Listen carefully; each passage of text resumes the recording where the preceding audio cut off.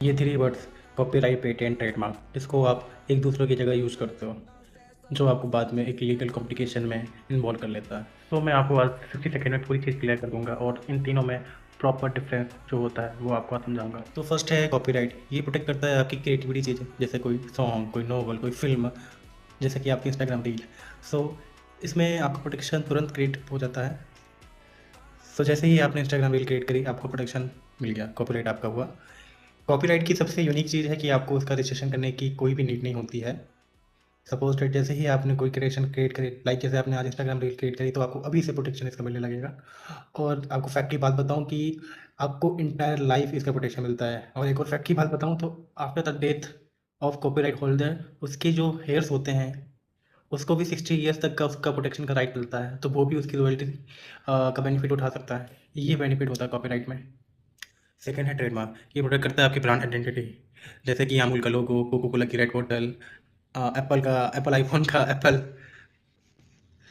ये सब trademark example है। इसका प्रोटेक्शन के लिए आपको रजिस्ट्रेशन करना पड़ता है। आप आईपी इंडिया की वेबसाइट पे जाइए और वहाँ पे सारे लीगल ऑब्लिगेशन, रजिस्ट्रेशन प्रोसेस सब कुछ चेक कर लिए, और आप या तो खुद फाइल कर सकते हैं या तो किसी एजेंट अटॉर्नी के थ्रू भी फाइल कर सकते हैं। Once you get registered your trademark, so आपको 10 साल के लिए इसकी प्रोटेक्शन मिल जाती है। हर 10 साल के बाद आपको इसका रिन्यूअल के लिए अप्लाई करना पड़ता है, और रिन्यूअल के लिए फिर आपको 10 साल की आपकी वैलिडिटी बढ़ जाती है, और ये प्रोसेस लगभग चलता रहता है हर 10 साल बाद। थर्ड है पेटेंट। ये प्रोटेक्ट करता है आपकी इन्वेंशन को, इनोवेशन को, कोई न्यू टेक्नोलॉजी को, कोई न्यू प्रोसेस को, कोई न्यू इनोवेशन को। और ये सबसे कॉस्टली राइट है, क्योंकि इसकी वैलिडिटी है 20 ईयर्स। एंड सबसे फैक्ट की बात है कि आफ्टर द 20 ईयर्स ये पब्लिक डोमेन में चला जाता है, फिर पब्लिकली सबको एक्सेसिबल हो जाता है ये पेटेंट। अगर इसको एक लाइन में याद करें तो हम लोग ऐसे याद कर सकते हैं: you create something is copyright, you build a brand is a trademark, you invent something is a patent.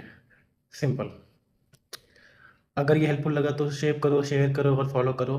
कल मैं आपको बताऊंगा एक बहुत ही इफेक्चुअल फैक्ट और एक इफेक्चुअल मिथ आईपी लॉ में, इंडिया में स्पेशली। तो कल जरूर आप आइएगा, एक बहुत इंपॉर्टेंट फैक्ट है और मिथ भी है। Thank you.